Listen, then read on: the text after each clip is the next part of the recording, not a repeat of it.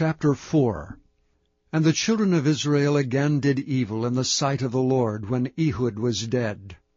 And the Lord sold them into the hand of Jabin, king of Canaan, that reigned in Hazor, the captain of whose host was Sisera, which dwelt in Harosheth of the Gentiles. And the children of Israel cried unto the Lord, for he had 900 chariots of iron, and 20 years he mightily oppressed the children of Israel.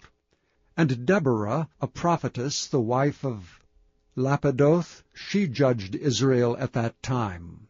And she dwelt under the palm tree of Deborah, between Ramah and Bethel in Mount Ephraim. And the children of Israel came up to her for judgment. And she sent and called Barak, the son of Abinoam, out of Kedesh Naphtali, and said unto him, Hath not the Lord God of Israel commanded, saying, Go and draw toward Mount Tabor, and take with thee 10,000 men of the children of Naphtali, and of the children of Zebulun? And I will draw unto thee to the river Kishon Sisera, the captain of Jabin's army, with his chariots and his multitude, and I will deliver him into thine hand. And Barak said unto her, If thou wilt go with me, then I will go. But if thou wilt not go with me, then I will not go. And she said, I will surely go with thee, notwithstanding the journey that thou takest shall not be for thine honor. For the Lord shall sell Sisera into the hand of a woman. And Deborah arose and went with Barak to Kedesh.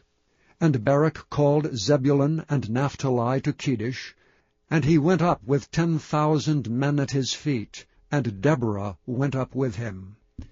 Now Heber the Kenite, which was of the children of Hobab, the father-in-law of Moses, had severed himself from the Kenites, and pitched his tent unto the plain of Zaanaim, which is by Kedesh. And they showed Sisera that Barak the son of Abinoam was gone up to Mount Tabor.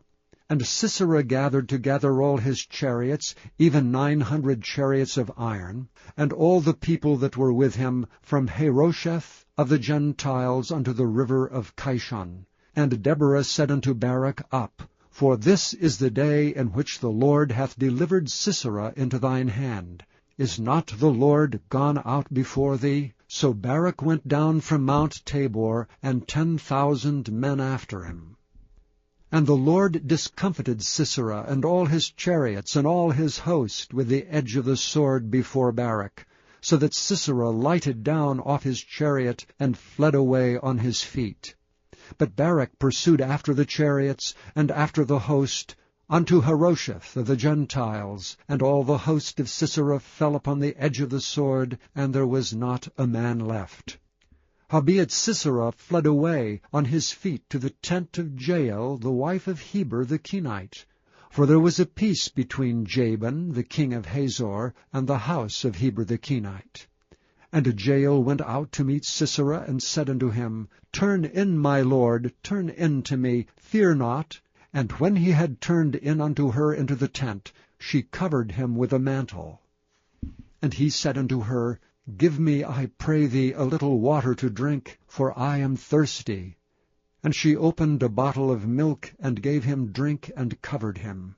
Again he said unto her, Stand at the door of the tent, and it shall be, when any man doth come and enquire of thee, and say, Is there any man here? That thou shalt say, No. Then Jael Heber's wife took a nail of the tent, and took an hammer in her hand, and went softly unto him, and smote the nail into his temples, and fastened it into the ground. For he was fast asleep and weary, so he died. And behold, as Barak pursued Sisera, Jael came out to meet him, and said unto him, Come, and I will show thee the man whom thou seekest. And when he came into her tent, behold, Sisera lay dead, and the nail was in his temples. So God subdued on that day Jabin the king of Canaan before the children of Israel.